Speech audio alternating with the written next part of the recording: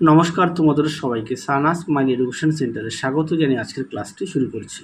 আজকে তোমাদের সঙ্গে আলোচনা করব তোমরা যারা পঞ্চম শ্রেণীর দ্বিতীয় পর্যায়ক্রমিক মূল্যায়ন পরীক্ষা দেবে তোমাদের জন্য রায় ও মার্টিন প্রশ্নবিচিত্র থেকে আজকে সমাধান করব পঞ্চম শ্রেণীর পরিবেশ বিষয় মডেল নম্বর 6 অর্থাৎ 6 নম্বর স্কুলে যে সমস্ত ছোট ও বড় প্রশ্ন আছে তার সমস্ত প্রশ্ন উত্তরের সমাধান করে দেখাবো।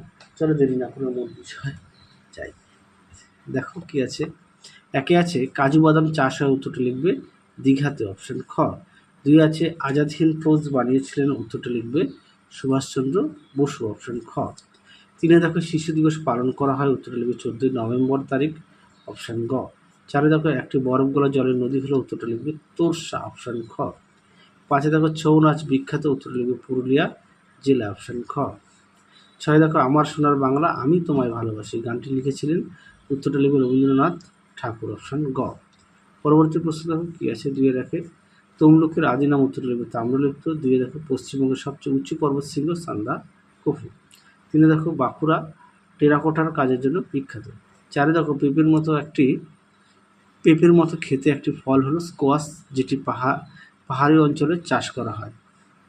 5 দেখো আমাদের সংবিধান রচনা করেন বাবা সাহেব আম্বেদকর। পরবর্তী দেখো সত্য মিথ্যা, 1 দাগের উত্তরটা মিথ্যা, 2 একটা হবে মিথ্যা, 3 একটা হবে সত্য, 4 একটা হবে সত্য, 5 একটা হবে মিথ্যা।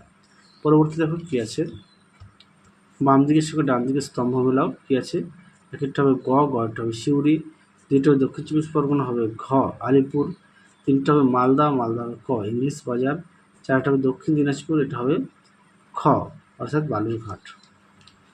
আশা করি দেখে নিয়েছো। পরবর্তী দেখো কি আছে, 5 দাগ, 5-এর 1 পশ্চিমবঙ্গে ম্যানগ্রোভ উদ্ভিদ কোথায় দেখা যায়, উত্তর লিখবে সুন্দরবন।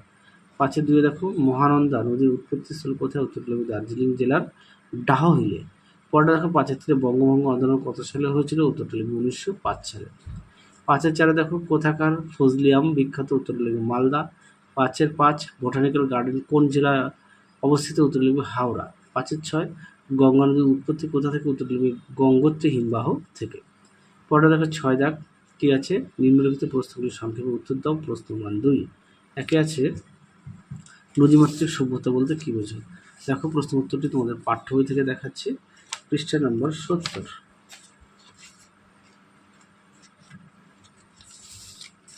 নদীমাতৃক সভ্যতা দেখে নাও, এখান থেকে এই পর্যন্ত লিখবে, পাঠ্য বইয়ের পৃষ্ঠা নম্বর হচ্ছে 70। পরবর্তী প্রশ্ন দেখো কি আছে, 6-2 স্বাধীন ভারতের প্রথম প্রধানমন্ত্রীর নাম ছিল জওহরলাল নেহরু আর শিক্ষামন্ত্রীর নাম হচ্ছে আবুল কালাম আজাদ।